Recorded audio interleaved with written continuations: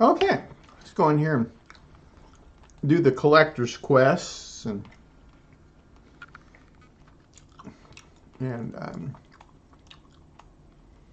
manhunt and the Murloc.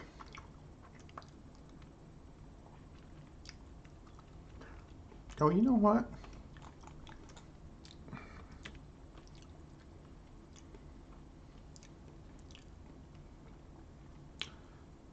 We can get wool bandages now.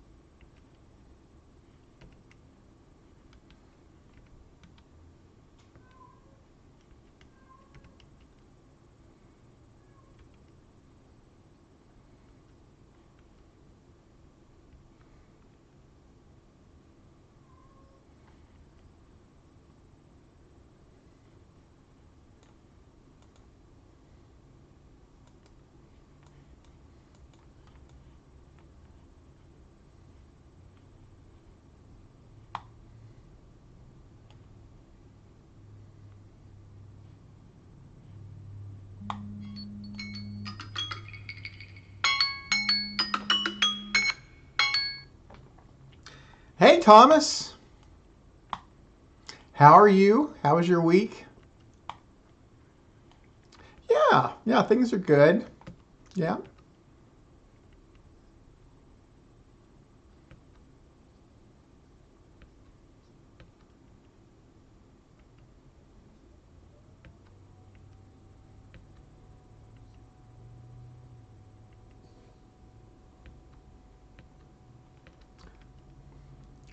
What are you making for Mother's Day dinner?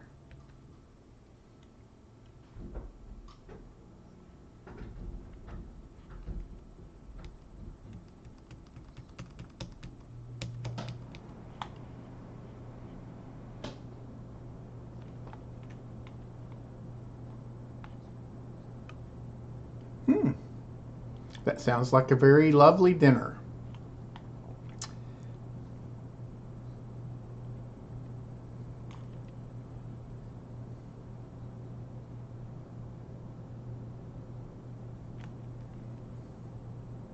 Hmm. I did. Yeah. Yeah. Did you call your mom today? Yeah.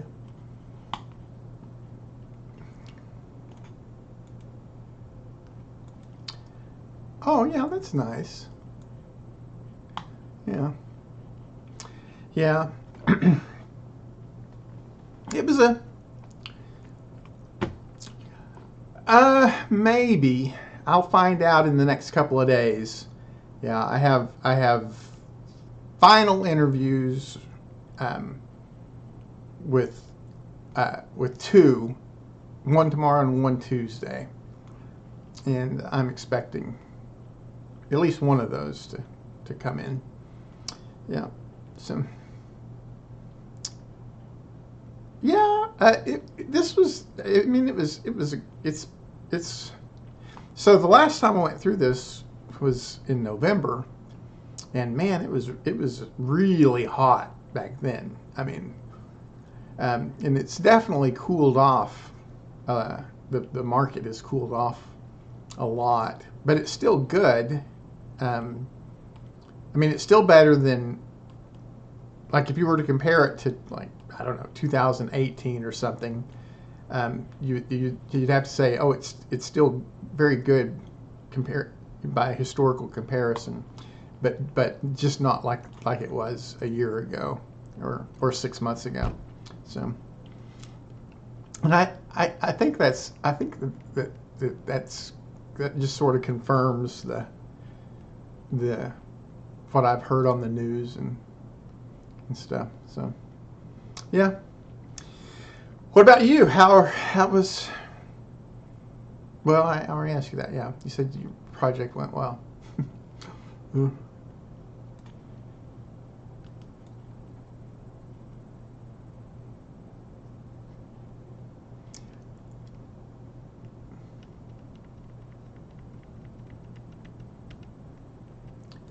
And isn't this the hot time for her competition, for her dance competitions? Isn't that like a?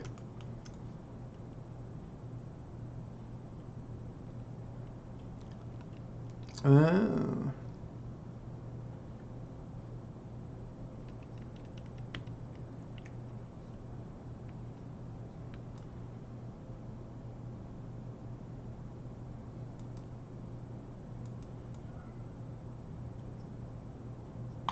Hmm.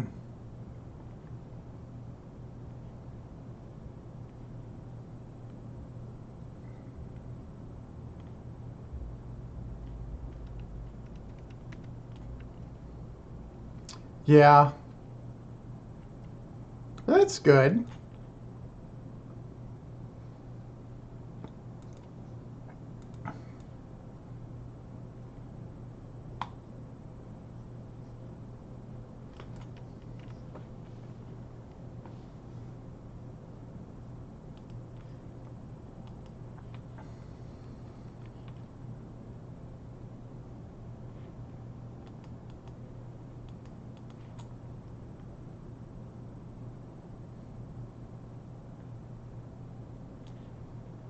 Mm-hmm.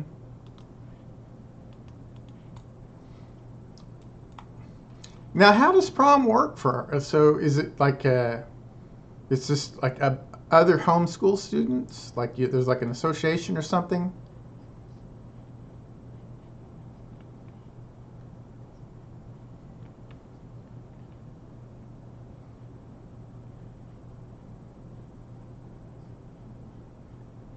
Hmm.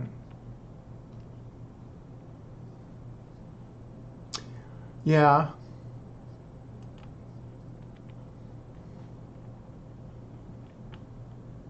Now, for Kristen's actual like learning, like who was it? Wendy that taught her? Did you teach her? Like who was responsible for the actual teaching?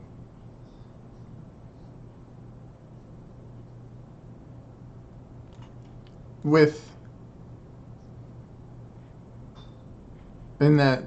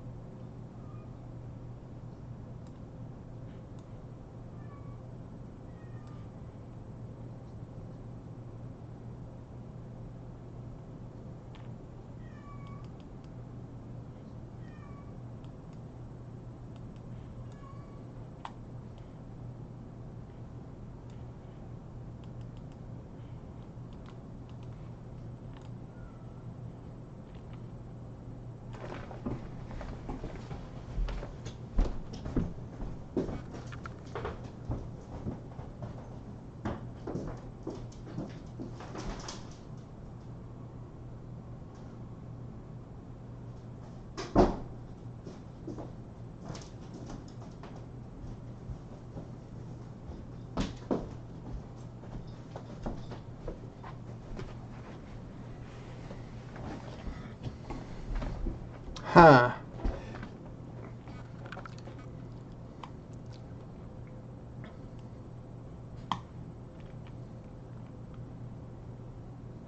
So that sounds kind of like what TAs do in some of the larger classes. Yeah. Oh, so it is? Yeah, yeah. Like whenever like I was like there were lots of like higher level classes that maybe it was you had 3 hours a week scheduled for the class, but only one or two of those would actually be the professor teaching, and the others you would break out into groups of 15 or 20, and there would be a TA, and you'd like go over homework and bring up questions and things like that. Okay.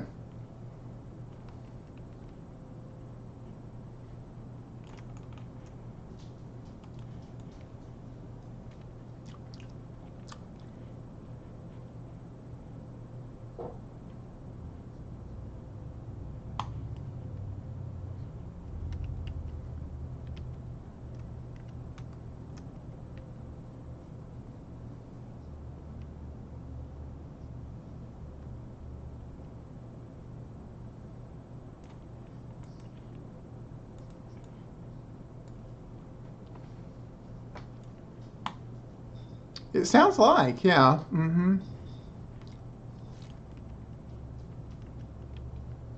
Well, you don't have good study habits, yeah. Mm-hmm. Mm-hmm.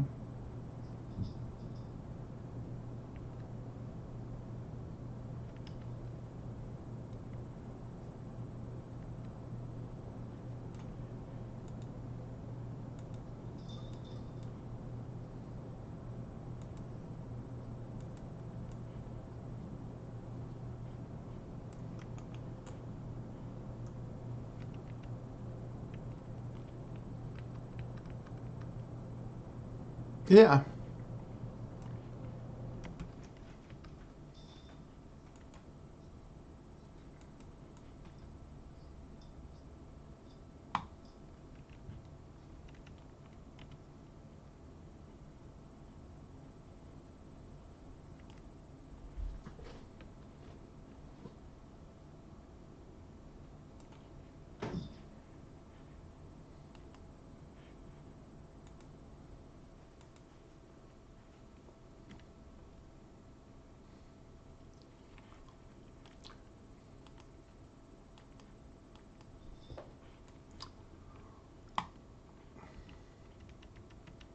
Well, was there ever a time when she was in school, like in like did oh oh it was so she went to what elementary school or something?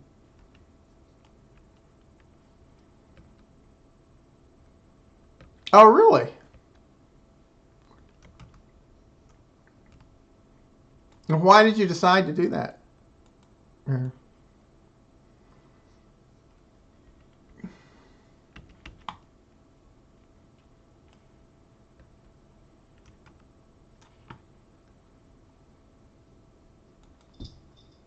Hmm.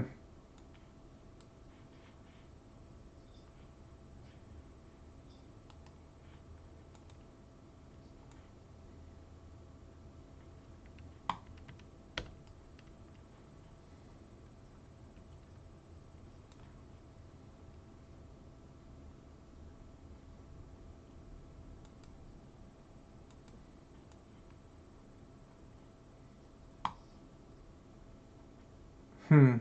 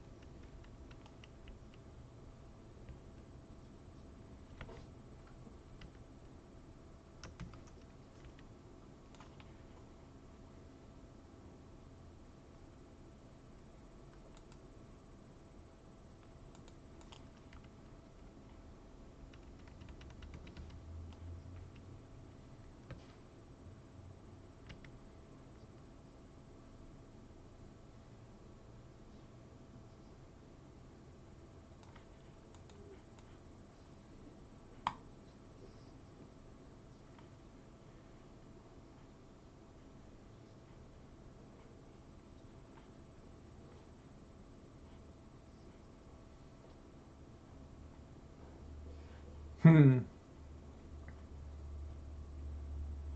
Well,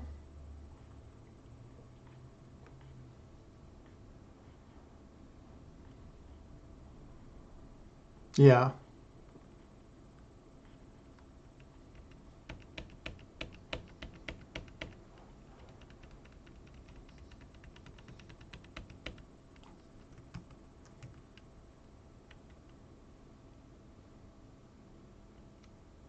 No, yeah.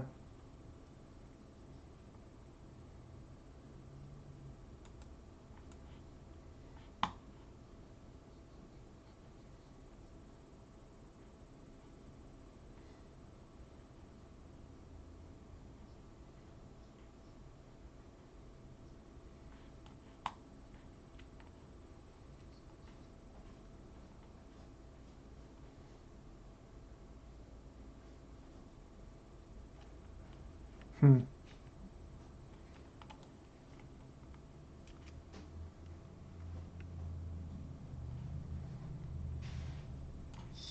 Well, that's good.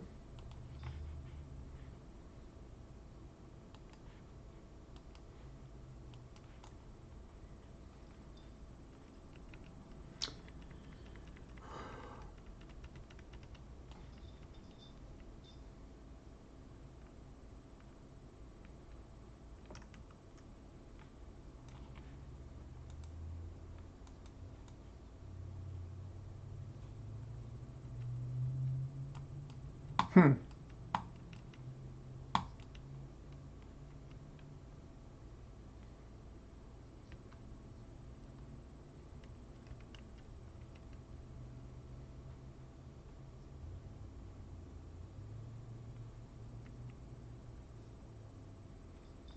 Mm-hmm.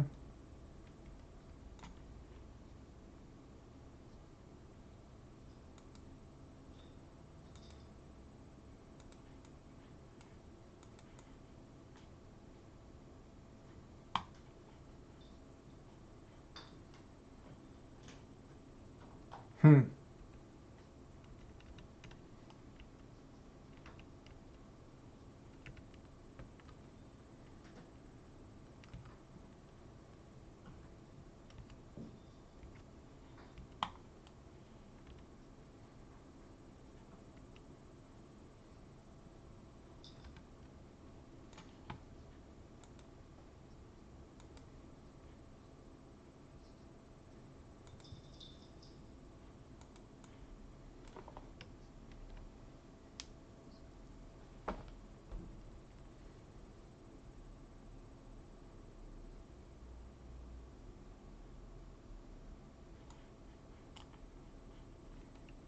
Right.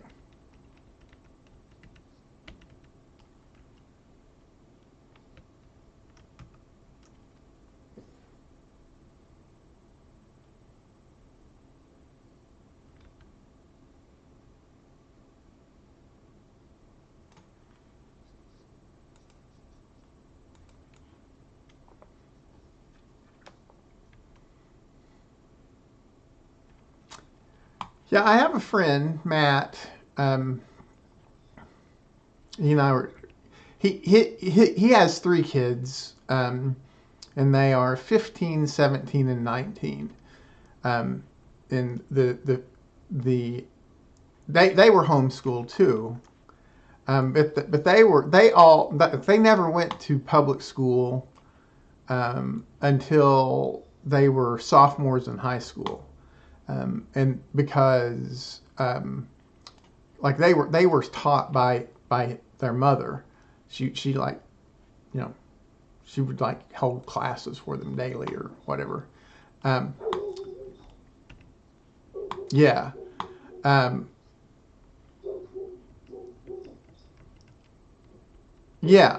hmm And and then when they got past the point where um, his wife was felt comfortable with the subject matter, basically geometry and higher level science like physics and chemistry.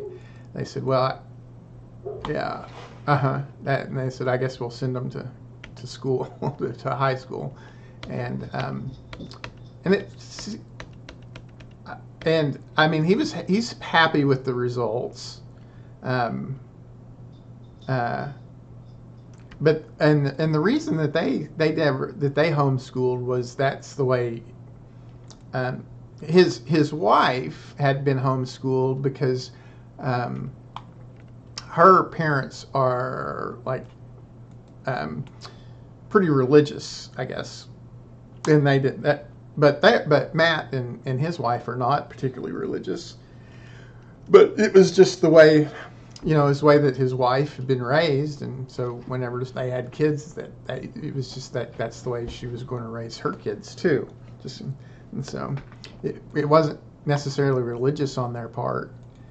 It was just they just felt that that's the way parents should do things when they have kids. Is they should homeschool them. So anyway, um, and he had asked me about and so then whenever he and I were talking about education, um,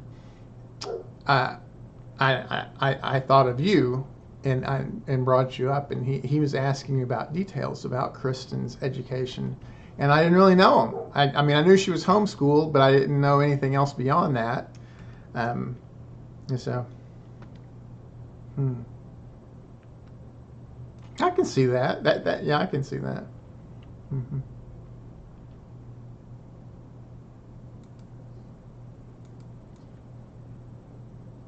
Hmm.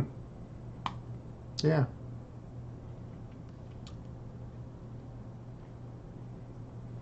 And I guess they're paid by the associations you're joining. You're the parent. Oh, okay. hmm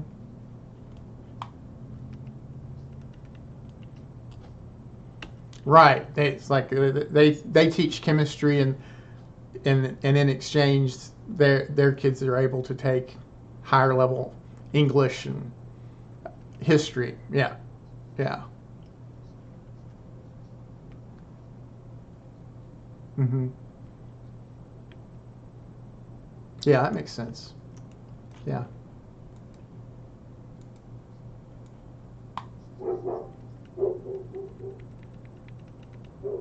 Yeah.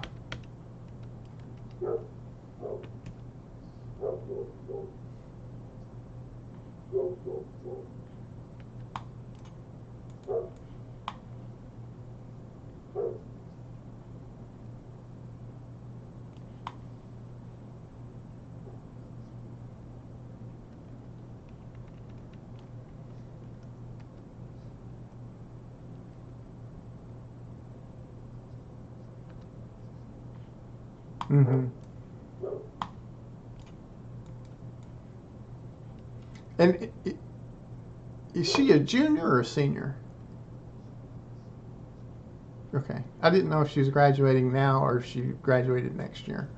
Okay.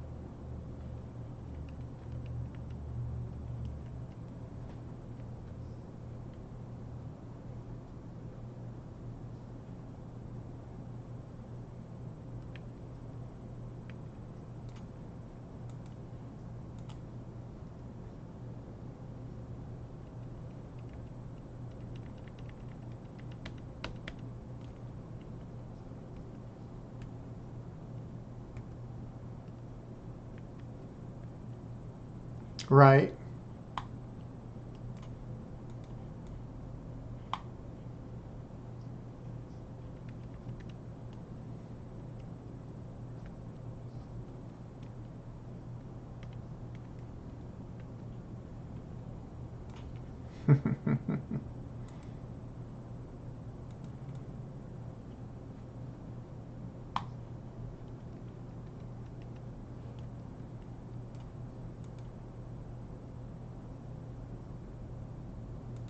So would there be anything like if you were doing it different, if you were doing it over again, would there be things that you would do differently?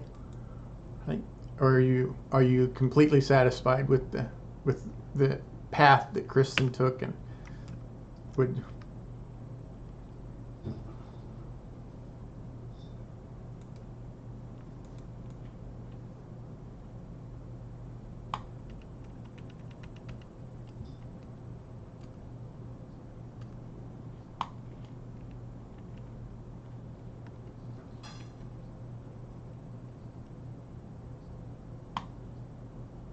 Mm-hmm.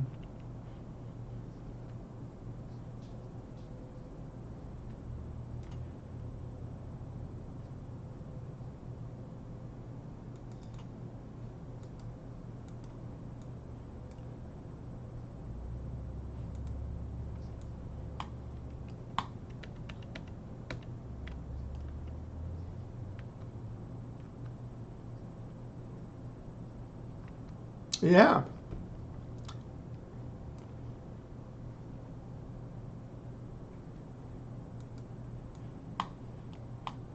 Yeah.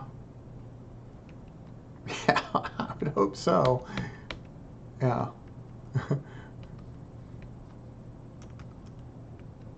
Hmm.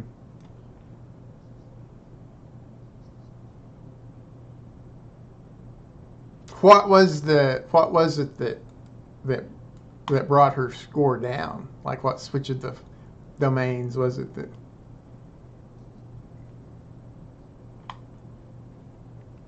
What were the 33s in? Oh, really? Huh.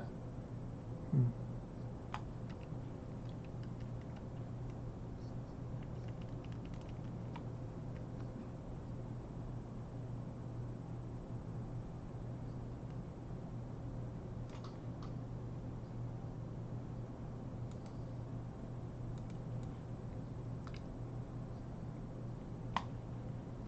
Yeah, whenever I took it, a perfect score was 34.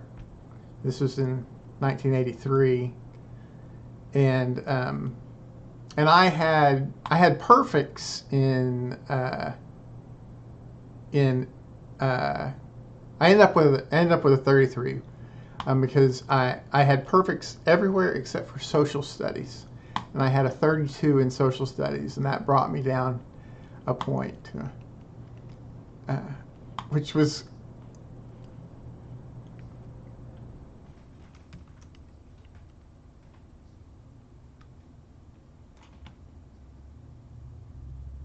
mm,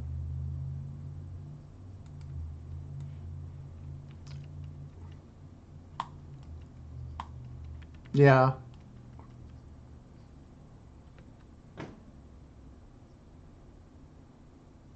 Mm-hmm. Well, not just qualified, but uh, I'm guessing that at a level that she's almost certainly getting a lot of recruitment, right? Like,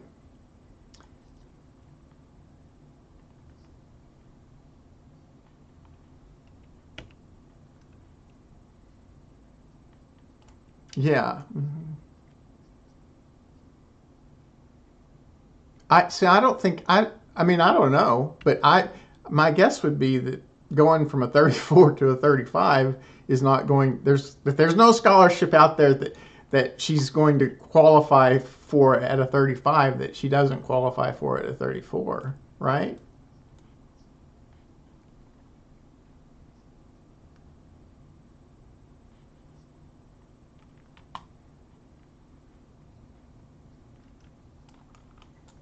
Hmm.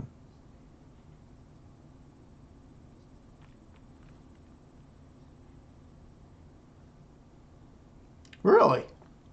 Huh. Hmm. Right. Yeah. Yeah.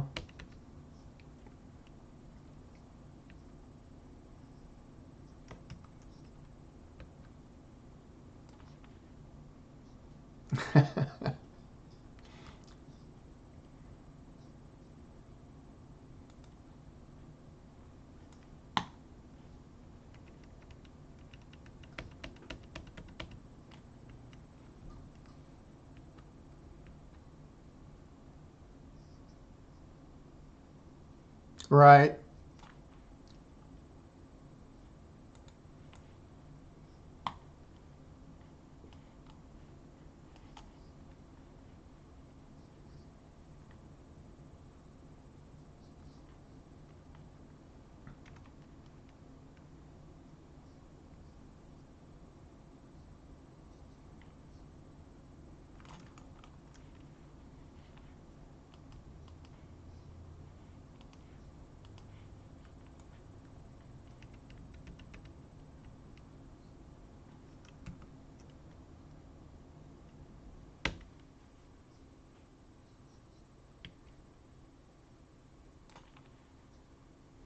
Hmm.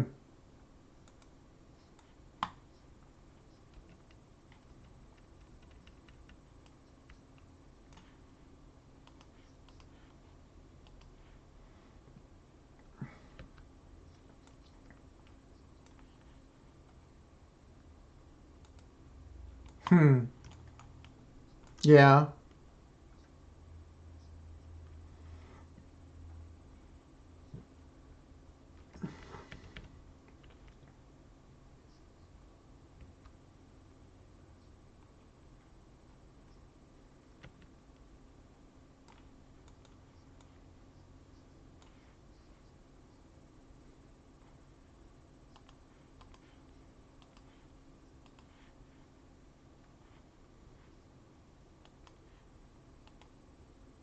Mm-hmm.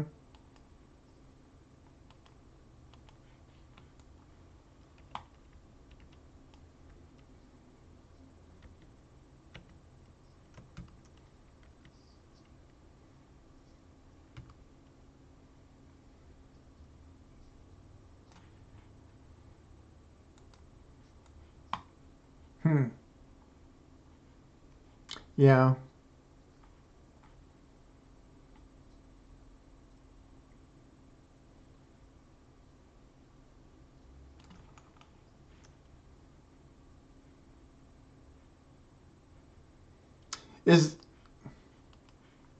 Is there ever a time whenever she wishes she had uh, more conventional exposure, like gone to regular school, to public schools, or?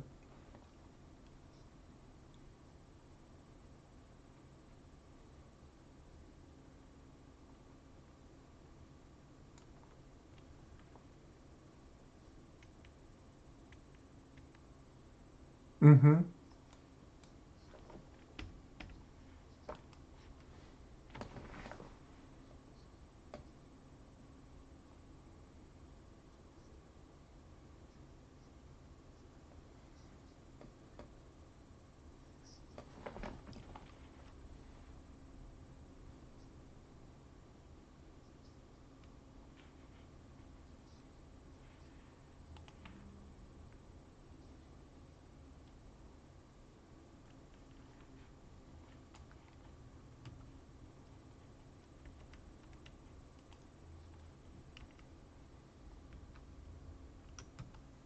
Mm-hmm.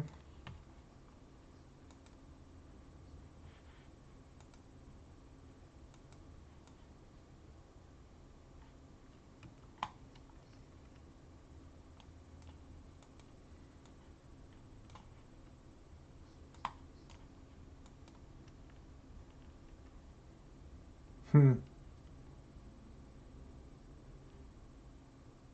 Yeah, that's good. Yeah.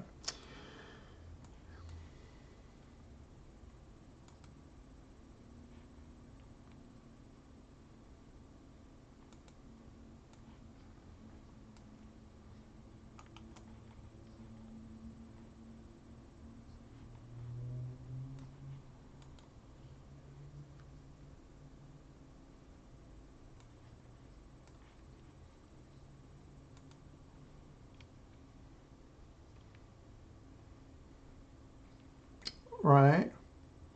That's what I was going to say. I don't think that Colorado School of Mines is really hoping for the to make the number 48 slot in the NCAA bracket.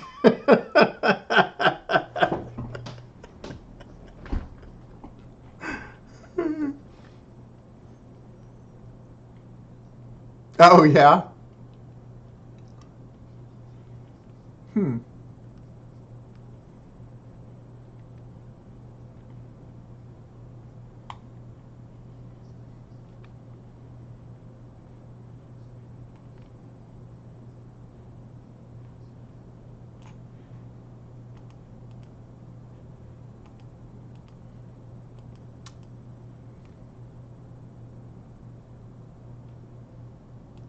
Oh yeah. Huh.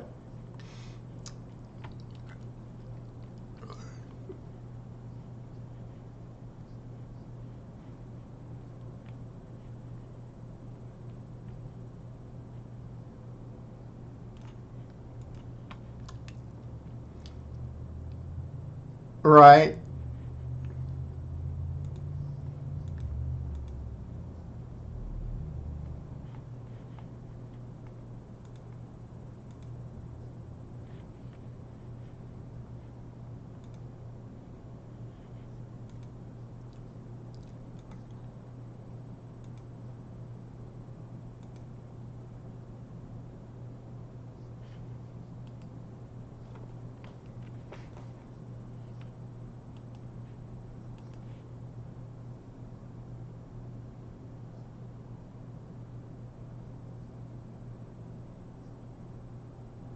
Mm-hmm.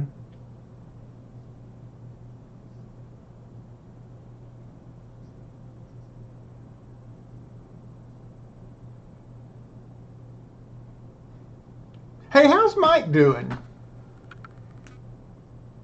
Yeah. Is he still teaching college? Or yeah, this was yeah. Hmm. And what did he do once he retired? Hmm.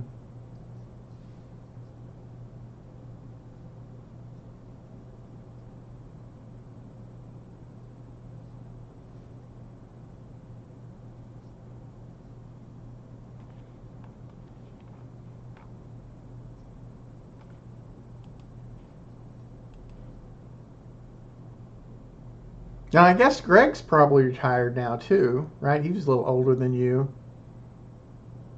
Yeah.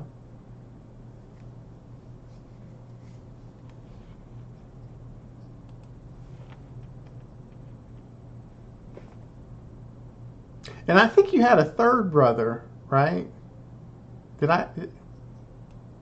Yeah.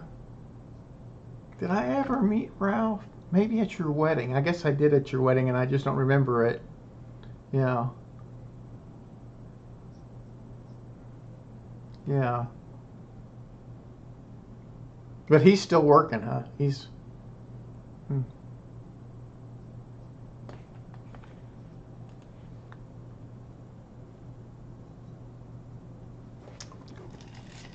Hmm.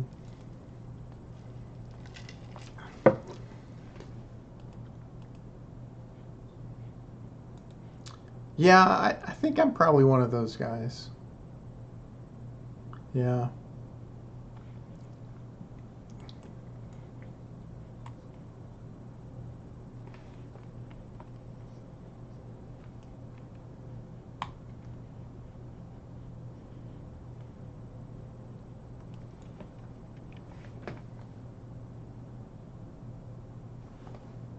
Hmm.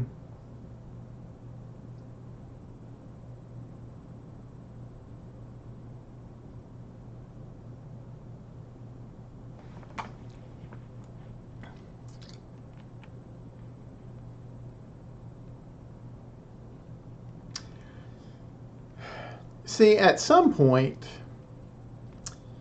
I can see me changing careers again. And I know that's, it's very strange for someone approaching 60, saying, "Oh yeah, I think I got another career in me." But inside me there is an unfulfilled writer that has been there since I was a kid. Like whenever I was growing up, I thought I'd be a writer, and just and have kind of dabbled in it, like writing adjacent stuff along um, over the years, but never really. That's what I mean by writing adjacent, right? Like you could consider that to be, you know, a type of writing. Um, right. Yeah, and I see me at some point deciding that it's time to settle in and really focus on writing an actual novel or something like that. Um,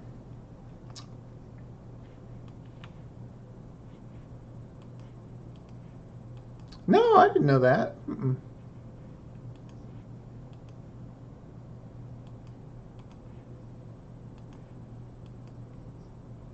Oh wait, yeah, we did talk about that. Yeah.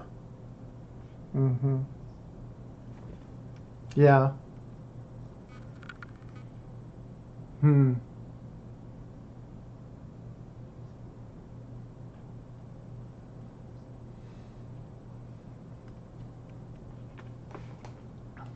Hmm. Yeah. See, I like writing. Yeah.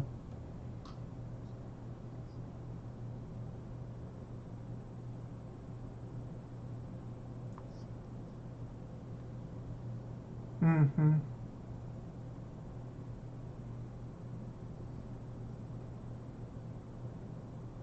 I think you've showed me some of your songs. Yeah.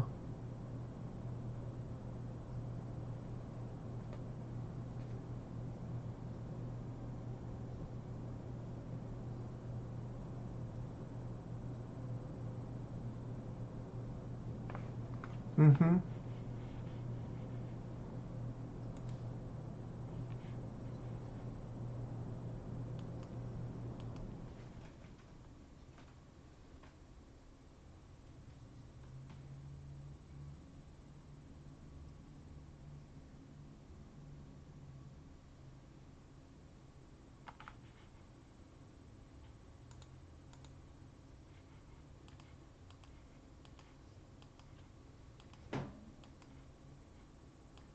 Right. Yeah. So that's kind of the way it would be. Yeah. Like I would not. That's why I say it would be a retirement thing, but also a career change, because I would not want to be dependent upon it, like on commercial success. I would be writing for my own edification, right? Um, and and yeah, and I would not want to have to pay the bills. Yeah, yeah, mm-hmm. Yeah,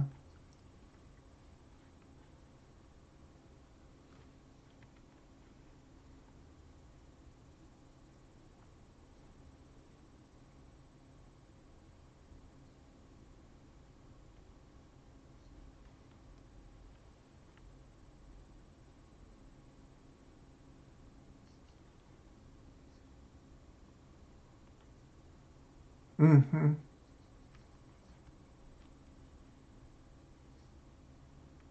Right.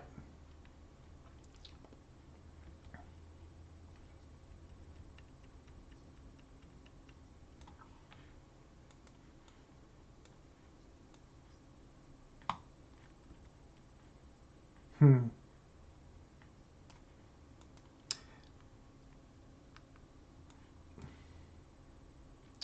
Yeah. Yeah. Biden's been rough on retirement. Yeah. It's not just you. There's lots and lots of people that I know who uh, were thought that they were maybe 6 or 7 years away from retirement, and now realize that oops. Yeah. Yeah. Uh-huh. Yeah. Hmm.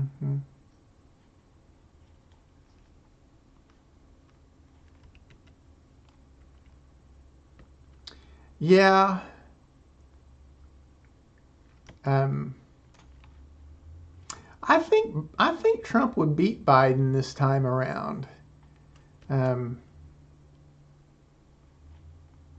yeah, I think he would. I think so.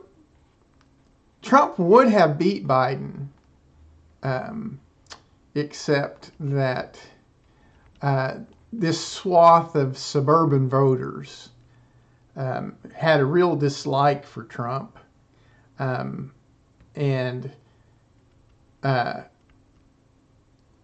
and whenever it was Hillary, they were like, "Well, I don't like Hillary either," and um, and so I'm going to vote the economics because they all knew that Trump would be better on the economic side.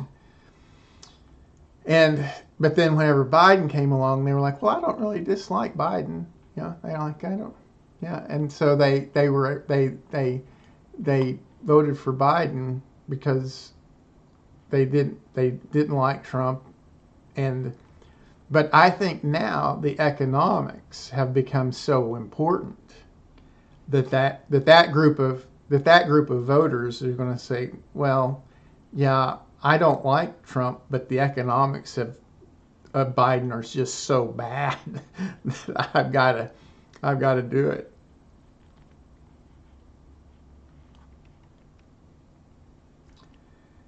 I mean, like his personable, like as far as just like personality goes, like likability, I don't think that's changed. Like I think people still, think he's a nice guy, and polite and respectful and in ways that Trump is not. But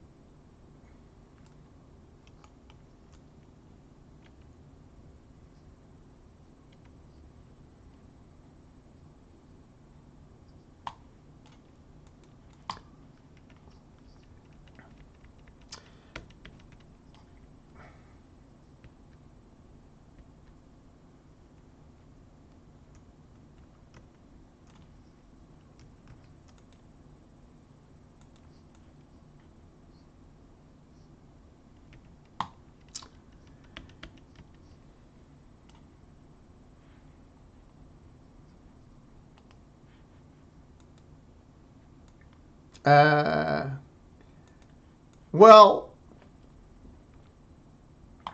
yeah, there are several things about the Hunter Biden that are, um, but I don't think that Hunter Biden. Well, I mean, it could be the deciding issue. But the thing is that so I think that once the media is removed and it is just a matter of data and historical accuracy, I think that Biden will be ranked as maybe the third or fourth worst president in U.S. history. Um, like he there yeah, like if you like, there are just things that he's done that that I think history is so like he's done things that people did not think you could do. That like so the dollar for the first time in over 100 years is weak compared to, I mean, like that, and there was just like no one thought you could do that. Like no, like because like presidents had tried, like Nixon tried to weaken the dollar to improve exports, and then uh, and just was not able to. People just like they were like, no, but the dollar's just too damn good. But Joe Biden has gone in and he's done like whenever he froze the Afghan assets and the Russian assets, and then suddenly you've got a third of the world saying, oh well, now wait a second, maybe we don't want to use dollars as our insurance if a president can come in and decide that he doesn't like us, and suddenly all of our international funding is useless. I mean, and so you had things like the Saudi Arabia, who for the first time in history said, well, maybe we'll start taking oil contracts in something other than U.S. dollars, and so and now you can buy oil from Saudi's Aramco, and you can have a contract written either in dollars or in rubles, because that's what they had to do in order to be able to do business with Russia, because the U.S. had made it impossible to do it in dollars, and so and those things are going to, like, not just incrementally, but when it comes to like U.S. soft power and the way the U.S. influences the rest of the world, there's like I said, I think history is going to show that there was no president who did more to undermine America's global position than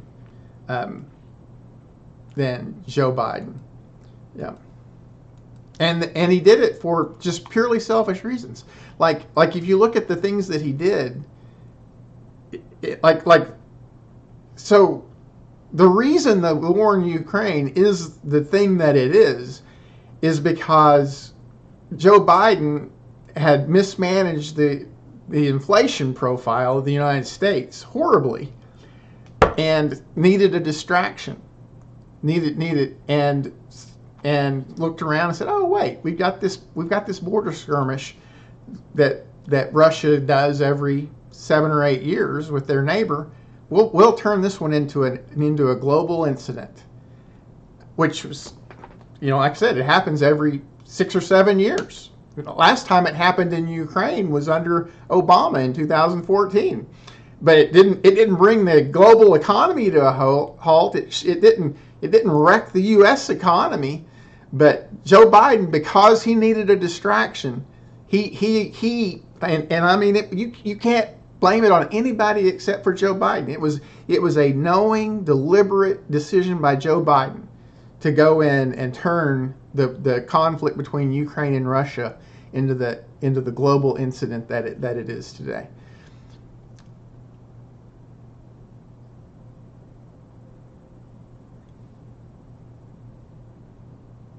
Well, the point is that most people don't know that, right? So most people are. That's right. Yeah, most people are. Their information stream is pretty uncritically filtered through what the media feeds them, and in particular the U.S. media.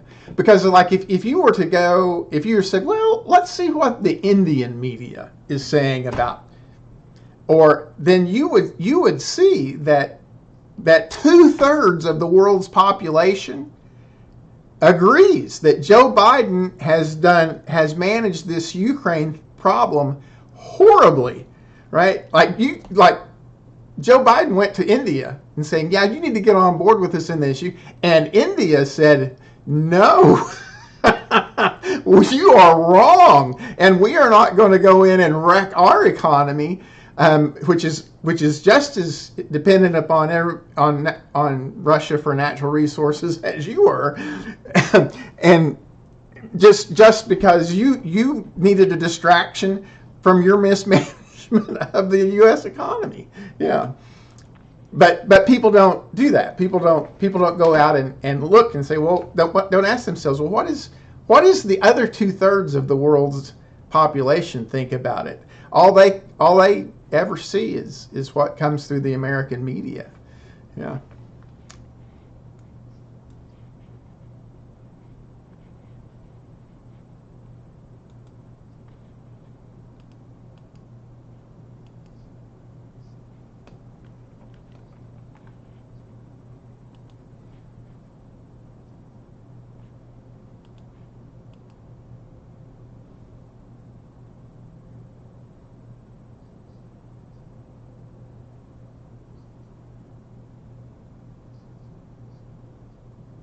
Yeah. Mm-hmm.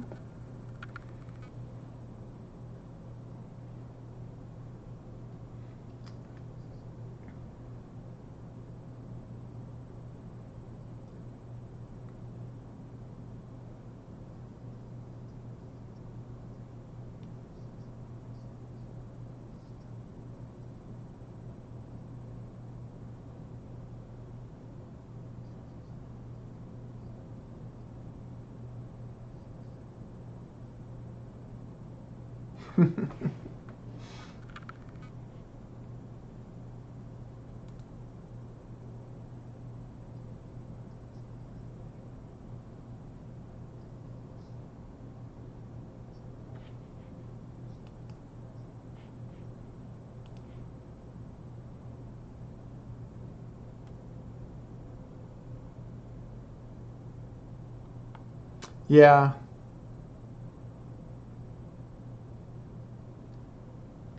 Yeah. I was trying to think of something, and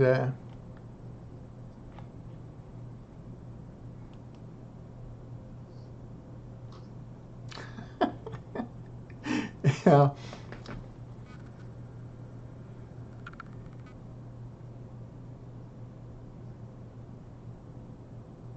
Hmm.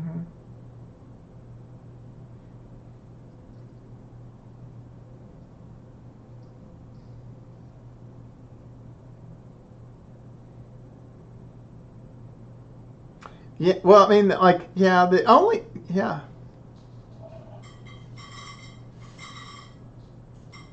I mean, there are a couple of things that may turn out, um, or may evolve.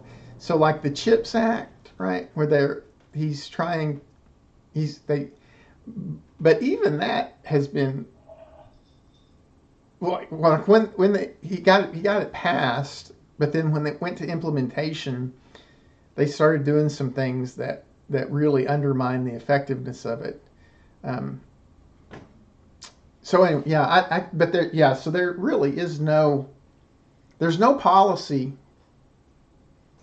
that has directly positively impacted my life in any way. Yeah, yeah,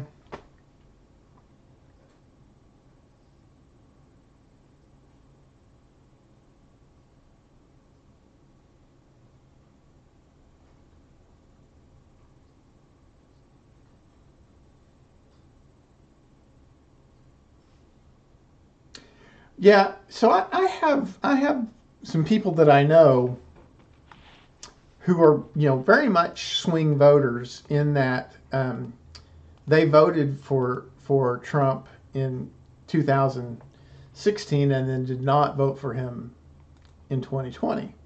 They're just like, no, I just couldn't do it in 2020. It's like um, uh, and 201.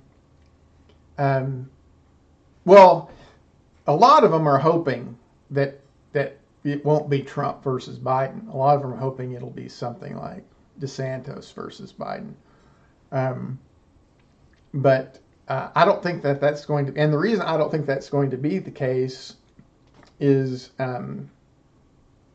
there are some people who are pretty shrewd on Republican politics that I respect who don't think that it will be DeSantis.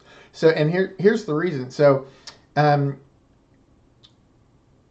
regardless of what happens in 2024, like if Trump wins in 2024, or if Trump loses in 2024, then in 2028, DeSantis right now would guarantee he would be the Republican nominee in 2028, right?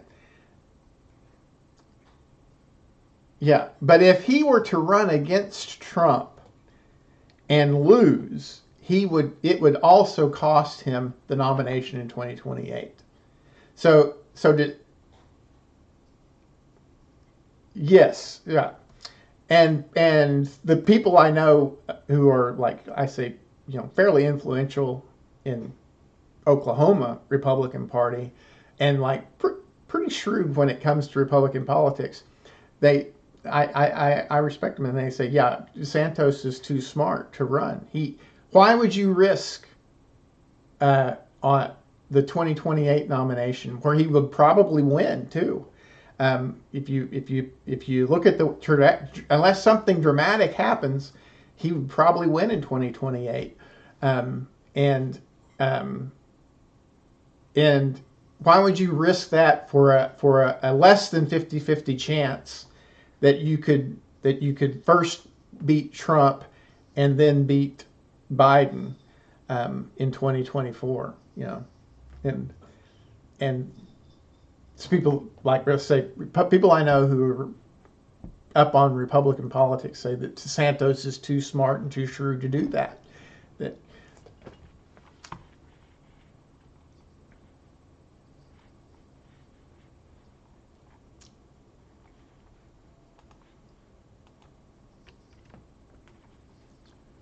Yeah. Mm-hmm.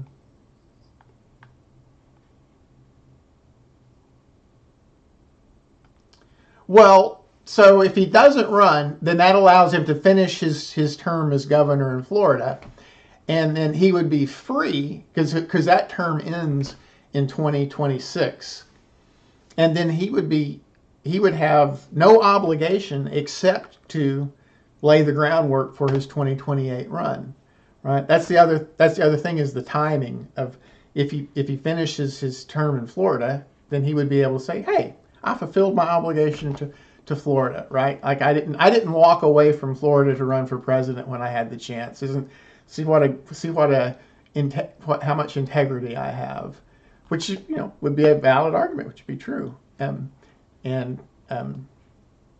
yeah, so and really DeSantis is the only Republican I see who has any chance to beat Trump. It just looks to me like yeah. And I see no Democrat with any chance to beat Biden.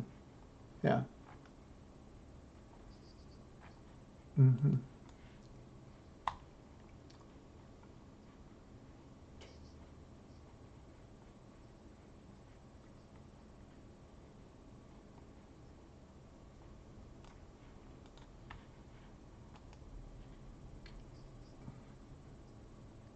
Well, if he beats Trump, but I don't know that Biden beats Trump this time around.